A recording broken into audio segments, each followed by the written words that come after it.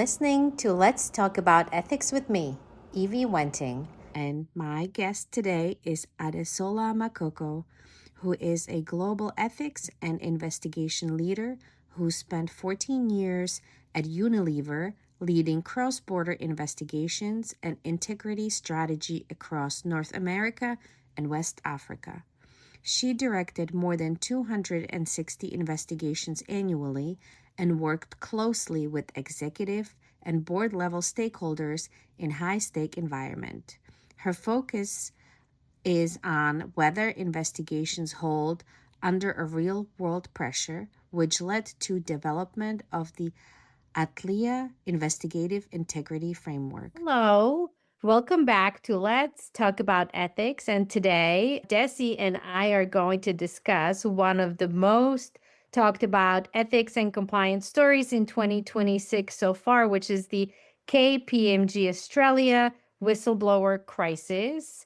At first glance, it looked like case was alleged about auditor misconduct. But when we dig deeper, and this is why we're here today, the story is probably more about investigations, what did and maybe what did not happen. So welcome back today, Desi. I'm so excited and happy to see you. And when I saw this story, I thought you were the perfect person to dive in with me and take it apart and see what did go wrong and what could have gone better, because I guess we learned from these instances. So welcome. Welcome. Thank you so much, Evie. It's always a blast when we hang out talking about ethics and everything related to it. So I'm really excited to dive into juicy topic that everybody has on their lips now and see what lessons we can draw out. Yes, perfect. Thank you. So I'm going to read a little bit what I found about what happened, right? So according to the evidence raised in the Australian Senate and subsequent reporting, former KPMG employee alleged that audit partners improperly accessed confidential information and used it to help KPMG pursue and or retain audit engagements with other companies. So that was the initial complaint, right? Improper use of confidential client information, potential auditor independence breaches, failure of integrity, retaliation after raising concerns. That's what happened later, and lack of independent investigation. So in May of 2024, the whistleblower reportedly made a formal protected disclosure under the Australian whistleblower laws, tried to escalate his concerns to senior executives, independent directors, KPMG's internal chairs, and KPMG Global Counsel. And he felt that the concerns were not being adequately investigated. So I'll pause here, and I guess let's talk about investigation and what it should look like when someone comes, because I know you had written a playbook about investigation. So how would your playbook play out here when you're at KPMG and somebody's coming and raising these concerns? What would that look like? Yeah, absolutely. First disclaimer is we definitely want everything that went down in every report that we read about. There will always be details that we will not be privy to, being that we're not direct parties, but still we'll go by what we have publicly shared, which is what we are relying on for the purposes of this discussion today. So to your point exactly, when these things happen, it's not just about the salacious gist about what has gone wrong again. It's really about how did this sort of thing happen? Because we're talking KPMG, we're not talking a small, medium-sized enterprise. We're talking, these are the firms that people go to give them the mark of independence, to give them the mark that everything has been done correctly. Integrity, right? Like integrity. Yes. That companies spend millions of dollars to pay these sorts of firms to ensure or to give them the comfort that whatever investigations they are carrying out is being done properly, is meeting the highest standards of integrity. But then when you hear a firm like this being involved in such a matter we've just read about in the news, then you start to wonder what has gone wrong. So let's talk a little bit about what could go wrong in this, or what could have gone wrong in this, just based off of the information we have publicly, right? So this whistleblower is saying, I reached out, I noticed something, or I discovered something relating to the integrity of the process internally, because this is an internal issue. This is something that someone is saying has happened internally. They're saying they've misused information that they shouldn't have been using in that way. So when you get, for example, when clients give a lot of confidential information to firms like KPMG and the other firms, a lot of seriously sensitive and confidential information, and that is only being shared based on trust, right? And then again, it brings me to the issue of trust and everything around it. It's all based on trust. And you might get 99, like we said the last time, 99 correct. And then one, you just miss the mark, and it definitely just sweeps away all the other 99, the trust built from the other 99 done correctly. So this is a prime example of that. KPMG has been in business for so long, but look, just one big issue with the investigations, and then everybody is questioning their credibility. And so again, what could have gone wrong? So when this whistleblower brought up this issue, the whistleblower is giving the organization an opportunity to fix it. The whistleblower is saying, look, something has happened here, and I need you guys to look at it so that you can resolve it if something has gone wrong. Right, looking at the root cause, right? Yeah, looking at the root. That is a whistleblower showing trust. The whistleblower didn't go outside first, actually stayed in and followed the internal channels. And then they didn't do it once, they did it several times, tried to reach several different levels. So they really tried to make sure that people know that this had happened, right? Yes, that's why I always feel like whistleblowers, first of all, you have to have respect. You were asking, how does the Alethea Investigative Integrity Framework come in? First is that you have to respect the whistleblowers. Don't look at them as troublemakers. Don't look at them as people who are just wasting your time or people who don't get it. They get it very well. They get it better than everybody else, because where every other person has kept quiet, they are willing to raise their hands. Now, that thing that they are flagging is not something that is going to immediately increase their salary the next day. It's not something that is immediately going to guarantee their future, their career. They are raising that because they know it's going to impact clients, it's going to impact the organizational culture, it's going to affect the organization itself and its stakeholders. And they are raising up their hand where nobody else did. So they should not be treated as people who are just raising stuff up, but they should be treated with the respect.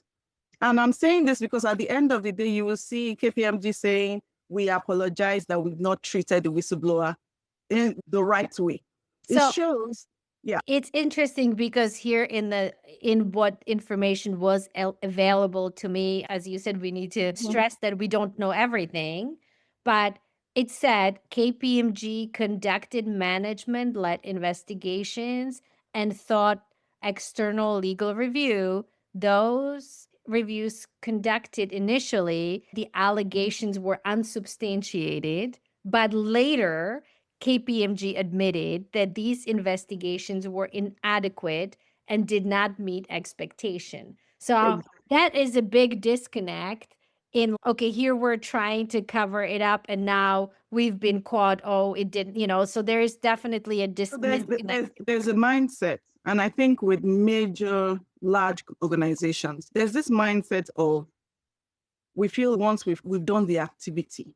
So there's a lot of focus on the process activity rather than process credibility.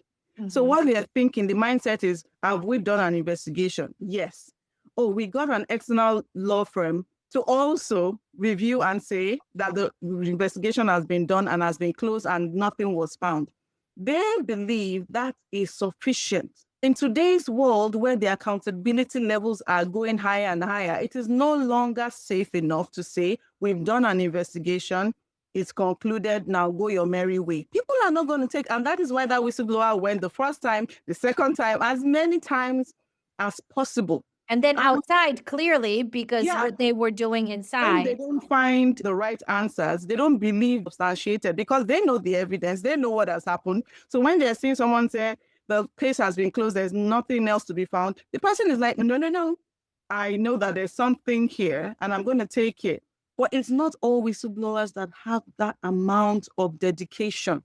Right. And bravery, you have to be really brave. right?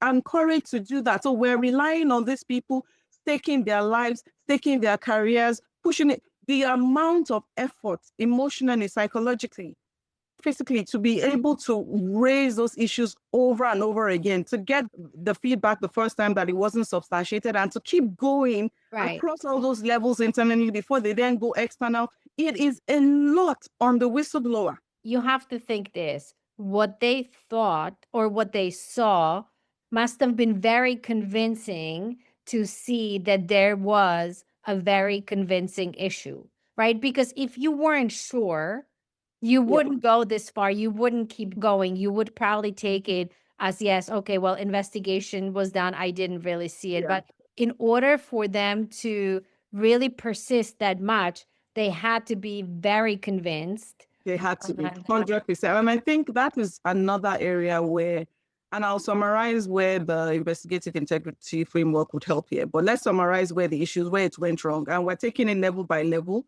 so that we see the whole picture. So first is that you have to respect your whistleblower. Your whistleblower, go on with a mindset of your whistleblower is respecting your process. You said speak up. Now your whistleblower is respecting it and is actually speaking up. You have to show concern and respect for that whistleblower. Let me ask you this. Should you then look at it as what the whistleblower saying is true and you have to prove that it's not? I think you kind of like what you have to do is be determined to find the facts and pursue where the evidence is leading. Sometimes evidence doesn't lead anywhere. It just happens that no matter how confident the whistleblower, in some instances, there's just no evidence to support it. But that doesn't happen in all cases. There's some cases where actually, if you really dig deep, you will be able to find the evidence if you go along with what the whistleblower is saying. So now we don't know exactly what happened in this case, but what we do know as a fact is that KPMG reported back to the whistleblower saying, we've done the investigation, we found nothing. We've actually gone ahead to get external legal review. They've also checked and there was nothing. And so that feedback would have been given to the whistleblower. The whistleblower was not satisfied with that outcome. And that's what led to the repeated whistleblowing, to the escalation. So here again, what can companies do better? What can organizations do better? In instances where a whistleblower has raised something and you're in good faith, because you have to be acting in good faith, really. Right. You could either be acting in good faith or in bad faith. There's a scenario where you've actually seen what went wrong, but because it was actually meant to bring more work or to bring in more profit for the organization. So it's in the best interest of the entire organization to say there's nothing there. We'll sort it out. And there's also another scenario where there was every good faith effort put in to uncover what it was being reported, but there was just no evidence at the time. There are two scenarios, but we are addressing in this particular instance a scenario where in the first instance you didn't find anything, but that whistleblower is saying that there is something. That is the time when you don't need that whistleblower to go outside, escalating to the board, outside the board, independent directors before it's done. You can review your investigation. If you close it off, always say, and I always put a note when I'm closing investigations that I'm not really clear about in terms of maybe it's undetermined. Not substantiated does not always mean that there is no evidence. It just means that you haven't found it in some instances. So you can close it to say, based on what we have as of now, we don't have any evidence to substantiate it. It's undetermined. Right. If we get additional information, additional evidence, we will happily reopen it and reinvestigate. Always make that clear to your reporters, to your whistleblowers, because it tells them that you've not shut the door on them totally. Because when you're telling a whistleblower, I've checked, there's nothing there, and I've even gotten an external legal law firm to look at it, and they've also said the same thing. What you are communicating to that whistleblower is that I don't think you know, whatever you're saying is not true. We've checked, there is nothing there. So, the person then starts to feel, oh, am I lying? Am I being seen as a liar? Am I being treated, am I being gaslit right now?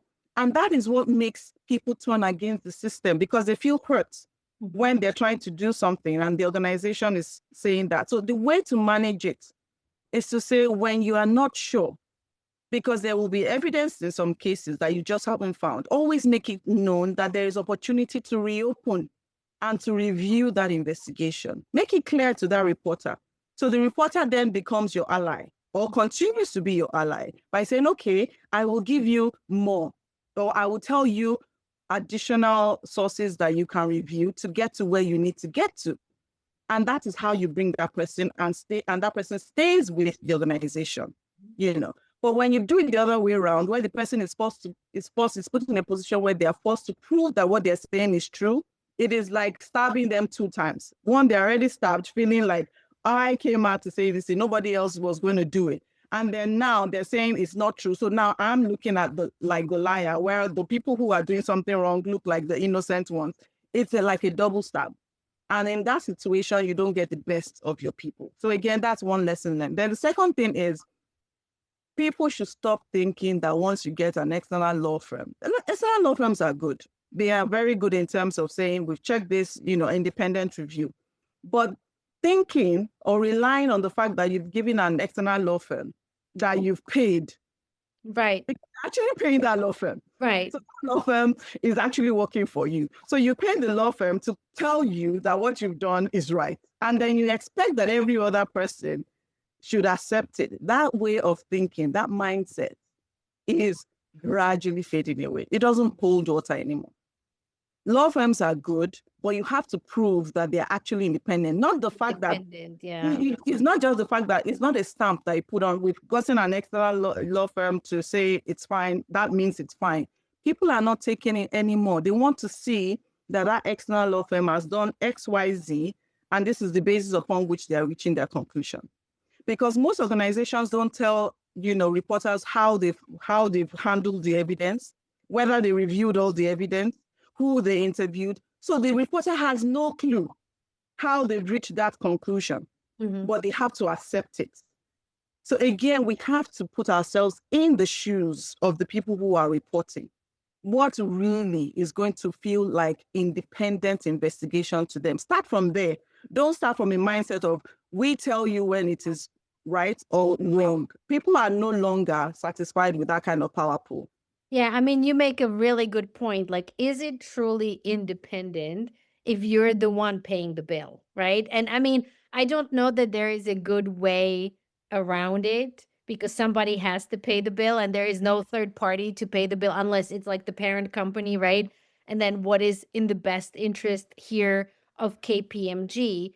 But I think if you want to earn trust from your customers, your clients, your employees, transparency is very, very important. And in the cases like this, not just like this, but hotline or whistleblower kind of cases where a person comes forward, the thing that you have to be transparent is the process that you take, right?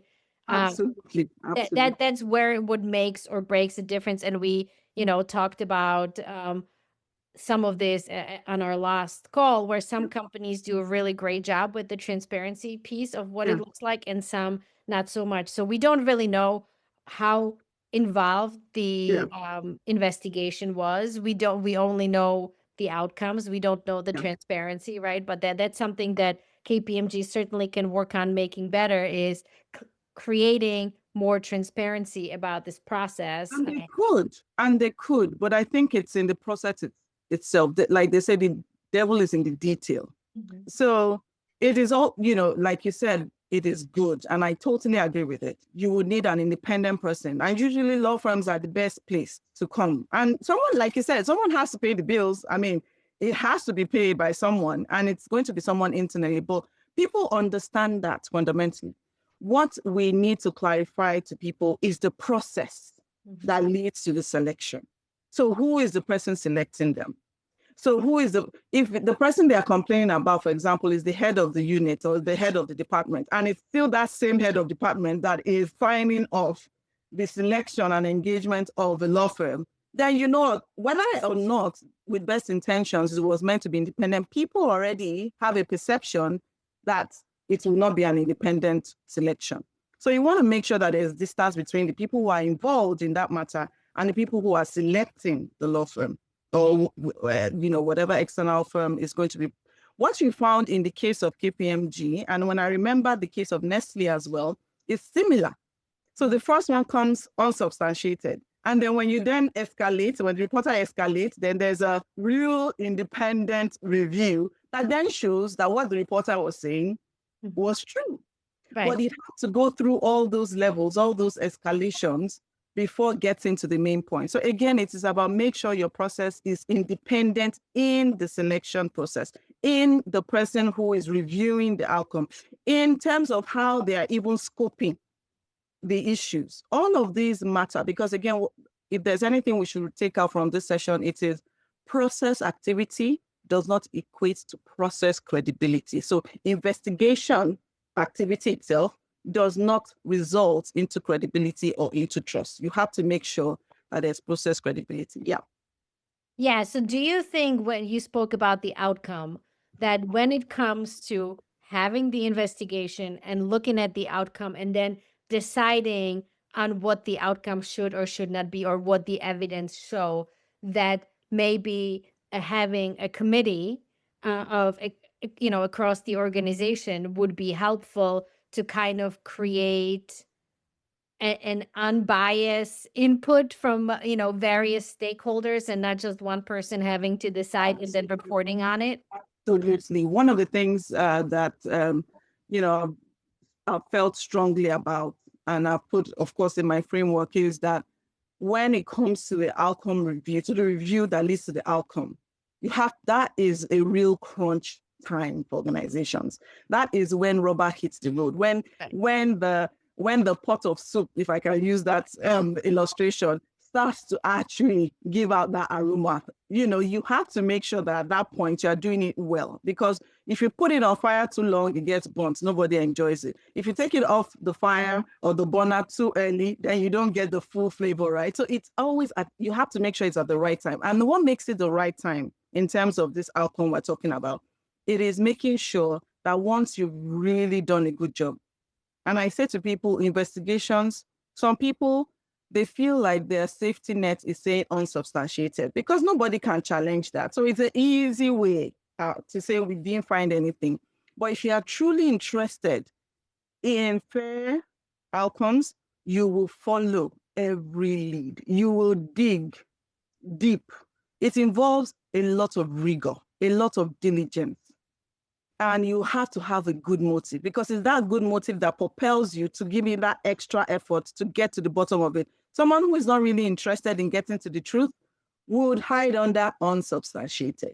Now, also unsubstantiated is no longer calling it for many people. There are escalations that we can see. So to your point, how do we make sure that the reviewers are the right people and that they arrive at the right outcome? First, make sure that whoever was involved really in the real investigation itself, sometimes they've already formed an opinion because they were involved in it. So, for example, if somebody was involved in the first investigation and said, well, I didn't find anything, at the back of the person is thinking, well, everything the person is thinking is like, I have to prove that I found nothing. So even if something comes up later, the person is more motivated to say, I found nothing, so this doesn't count. So you have to make sure that you're helping in some instances, that the person who is the closest to the investigation and might have developed some sort of, whether conscious or unconscious bias, is not the only person taking the final decision.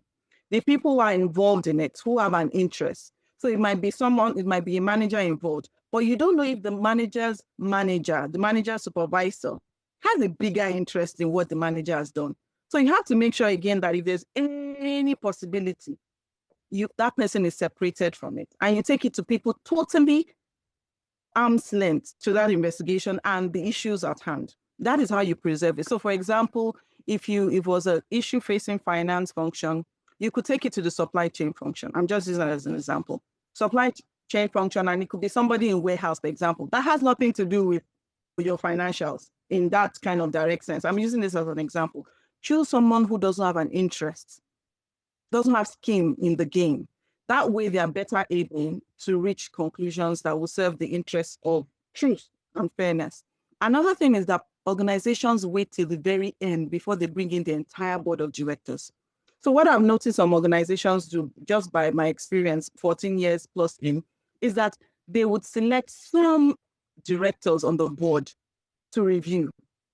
And those ones will be the ones reaching the conclusion on behalf of the full board committee, right? The board of directors. In some instances, the other directors, for example, independent directors, are caught unawares. It's only when it has become big news that they then get pulled in, and then they're now shown the full investigation. And that's when the real issues start to come up, where they say, hey, I don't think I agree with the first investigation. I think another one needs to happen. If they were involved in the first one in the first instance, that step being taken later on would have been taken the first time. You understand what I'm saying? So again, it's about, are we involving the full board of directors when these issues, such sensitive issues like this, come up? And what kind of level of detail are we providing to them? In my experience, you will see most times when you're circulating every day, when you're circulating reports, the reports have been summarized to paragraphs. It's been so condensed that the people can't even see the full picture by just reading the summary. I would prefer, and that would be my recommendation to people who really want to get into investigative credibility, share the summary, but make sure that the board has full view of the full investigation report so that people can actually go there and read the whole thing. What happens is that the board comes into the meeting, they're going off a summary that somebody is explaining to them. They can only rely on what the person is saying to them and can't form their own independent judgment because they don't have the full facts. Let me ask you this, because you said this before. Yeah. We already said not one person should determine whether there was enough facts in the investigation. Yeah. What do you suggest they do if there is a group and they disagree? Is there, because I am pretty certain that happens, right? And everyone is not always aligned what it Yeah. looks like. Maybe different people have different feelings about where to look and how to look at things. So what happens if there is a disagreement in the committee? Because in the end, we have to get to concluding the investigation in one way or another, while we want to, while we're having this conversation, preserve the integrity of the investigation. So not only we're doing an investigation and have the box checked, but making sure that we are content with how we resolve the, or what the outcome has shown us. So if there is a disagreement, what do you suggest? Very valid question. And I think, in my view, if it's about, the facts shouldn't raise arguments. It's either did this happen or it didn't happen. That is really not a gray area. That should be clear to everyone if the facts are clear, right? That's the very essence of the investigation report. Where you would have disagreements is what conclusions should be reached. Right. Based on the facts, right? That is what will be subject to, I think it should be this way, I think it should. And usually best practice is that majority of the committee will reach that determination. But it's not just by a majority, it's not just by the power of the majority. It has to be power of the majority based on the facts and the evidence that they have. So to say, if we're saying the majority have said there's been no, for example, there's been no violation of any policy or any wrongdoing or any misconduct, it has to be tied directly to what the facts reveal, tied directly to what the policy says, tied directly to what the evidence shows. It can't be something people just feel. It's tied in. And the reason why it's always recommended that your committee or whoever is reviewing investigations, they have a governance policy of their own that tells them that when you are reviewing this investigation report, these are the things you must make sure is in place, because then you are also putting some checks and balances on people taking those decisions. Otherwise, it becomes a power of how many people can come together to say this is what our conclusion is versus this is what the facts or the evidence has led us to arrive at. So I think, again, it is very important. Get your majority, but it's not just by the number alone. It is majority votes on the decision based on the fact, based on the evidence at hand, and you tie that in with the policies that apply, whether they're internal or external. I think once you go through all those procedures, that process, you more than likely would arrive at outcomes that will be seen to be fair and consistent. Yeah. And I think, unfortunately, in KPMG's handling all of this, right? Like, I always say that the cover up is always worse than the crime, like what it's going to look like, where the change in question what happened here. It's like verse, did misconduct happen? Was the question initially, right? Which is not great, but what is certainly worse is, did KPMG suppress evidence of the whistleblower report? I think that's really worse case, because you are here and you're selling integrity of your practices to all the organizations. So covering something like this up is certainly worse for them. And hopefully it's a learning experience for the many who are listening. People make mistakes, people do silly things. It's bad, but what is worse if you're trying to cover it up, right? I think what has happened is that sometimes it's more a case of how can we manage. Nobody in most organizations, especially this sort of large organizations like we're discussing, the intent is not really to really bury everything. It always starts out from, how do we manage this? How do we make this less incriminatory? How do we protect? In their minds, it's about protecting the institution.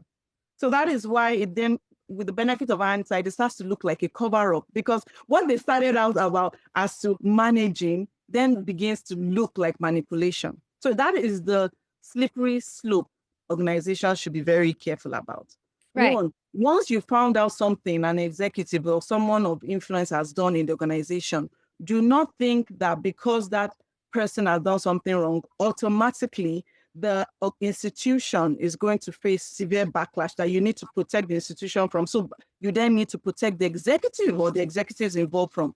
Just identify what has happened, who the people who should be held accountable. People would believe the institution has done the right thing. Right. And so that fear they have of saying, oh, if we let it be known that our executive has done something wrong, then that means we as the institution, we have done something wrong. And so therefore we have to protect this executive so that we don't look like we've done something wrong. It's something that it starts out from good intentions, but it never ends up as good intent. Yeah. I think sometimes that goes to the conversation of legal versus ethical. Most likely, many of the things that they've done throughout this process were legal, but when you were to look at it through the ethical lens, they probably could have done things differently. As we know, and like you said, hindsight is 2020, right? I even beg to disagree on that. If you are toying with clients' trust, if clients are sharing their confidential, sensitive, commercially sensitive information with you, right, and you are using it, no, I'm saying that part is, yes, I agree with that part, but I'm going back to the, like what you just said with the investigation and management and disclosure, you know, those things were probably illegal, how they handled things. But if you looked at it through the ethical lens, then you're like, no, we really need to make sure that we do have an integrity of investigation. That's what I was going with. Now see the picture you're forming. It's true, because sometimes the institution is more focused on the legal exposure, on the legal risk, and they're not really looking at the ethical risk. And that is where the misstep is. Absolutely agree. What I was noting is it didn't go with the first question, did misconduct occur? Clearly it did. And clearly confidential information should not be shared. And that there's no question. I go more with the KPMG suppressing information, and in the spirit of risk mitigation, may have not done the right things through the ethical lens. And that's why they're finding themselves here. And it resulted in high-level employees resigning over this, saying we should have done something better, right? Oh, yes. And I think it always two things. I've noticed large organizations have the mindset of, we call the shots. Yes, you call the shots, but also know that you are not there's always a boss for a boss. So you are the boss, but there's somebody else who you are accountable to. People, large organizations or whatever organization, do not look and say, who is this person? I think on a scale of 1 to 10, their risk levels for raising this complaint will be on a 5. We'll manage them. We'll just do X, Y, Z, and everything should be fine. This is showing us that you should not underestimate your whistleblowers, your reporters. Don't look at them as your enemies when they bring out reports to you. They're actually acting in good faith for you. So you should look for ways to bring them closer to you, because if you push them away, they will go outside of your organization. And that's not what you want in the first place, right? you want them to be able to tell you so that you can fix it. That's why you have a channel internally. And so I think that's the first thing. That mindset of thinking, we call the shots, we say what happens, we're not accountable to anybody outside of us or outside those people who are deciding, that has to go away. Right. The second thing is that make sure that you have your, and we can't be talking to KPMG policies. I'm sure they have very high level policies in terms Very of how. good. Yes, no So doubt. they do have that. So it's about the people who are managing that process. Is that process insulated from organizational influence? Okay, so hold it right here. Yeah. So the Senate inquiry began and Yeah. they examined the allegation, and the evidence emerged suggesting that one, client information may have been accessed inappropriately. Okay, I'm sure they have a privacy policy and confidentiality policy, right?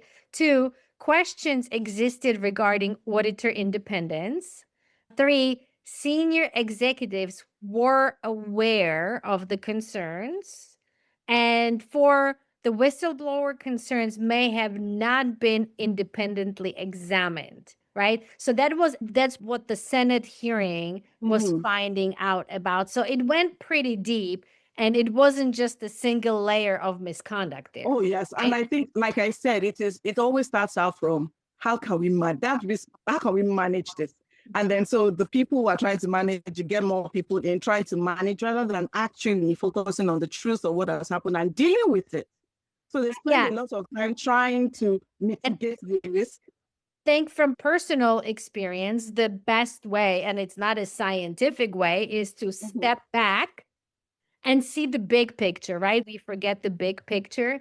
And that's probably the best advice is stepping away and seeing what it really looks like, not just trying to manage it, but really looking at it and where it could go. Because 2 years later, on May 29, 2026, KPMG Australia announced CEO Andrew Yates resigned. The national managing partner of audit and assurance, Julian McPherson, stepped down and later left the firm. And then the KPMG chairman publicly acknowledged the firm's handling of the complaint and associated investigations fell short. So my feeling is if they stepped away, if they took the time and working in organizations and being on boards and trying to manage, it's very chaotic. It's always a lot of last minute things that sometimes you just need to take your time for the investigations and really work through the outcome and look at it from all possible scenarios, not just your risk management one, but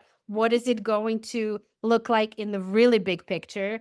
Because I am positive that this has to, and this happened in Australia, but we learned about it here in the US. So it's a global issue, right? It's a global, and I think if it happened in Australia, it could happen. In fact, it could be happening in other places already. It hasn't been publicized as much. And I like the point you're pulling out there to say people get focused on one thing and exclude all other things. So they lose sight of the bigger picture in focusing on just one narrow point of view. But you should understand that when we have issues like this, it's always an interest that they're trying to protect.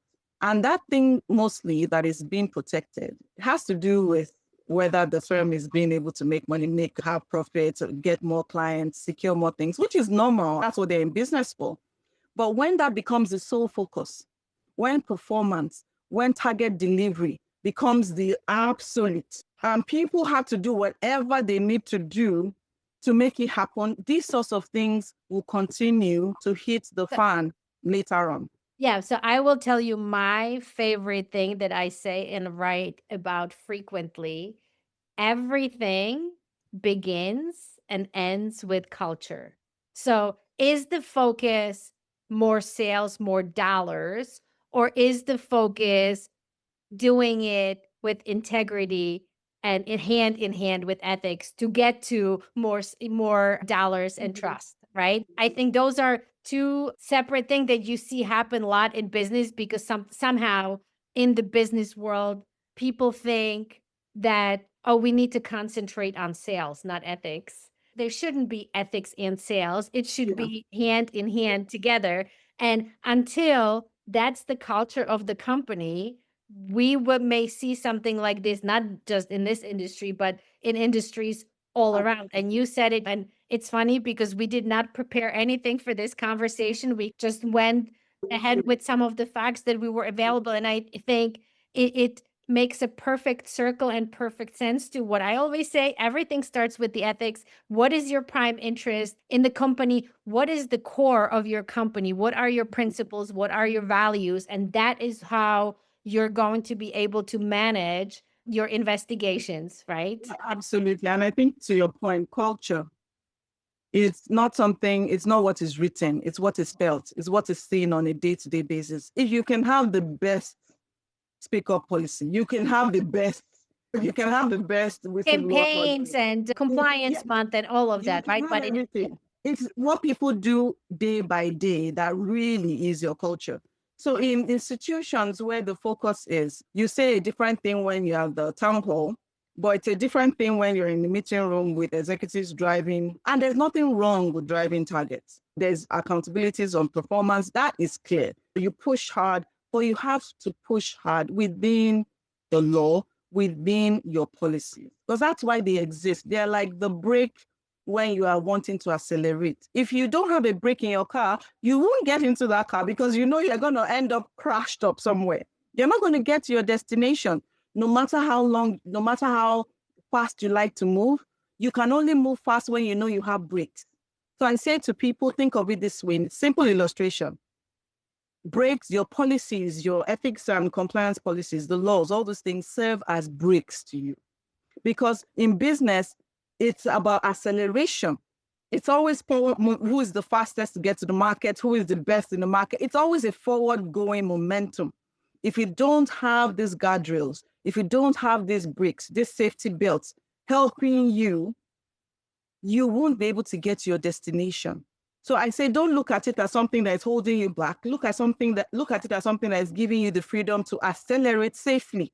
Because when you have your Guardrails. it's guardrails. When you have your safety belt on, you have your brakes, you can accelerate because you know that if you need to stop, you can't stop without you losing your life or injuring somebody else on the road. That is the way we should interpret and see ethics and compliance. And that is the way we should interpret whistleblowers as well. They are the people, they are like the canaries in the mines who are telling us, hey, there's something wrong here.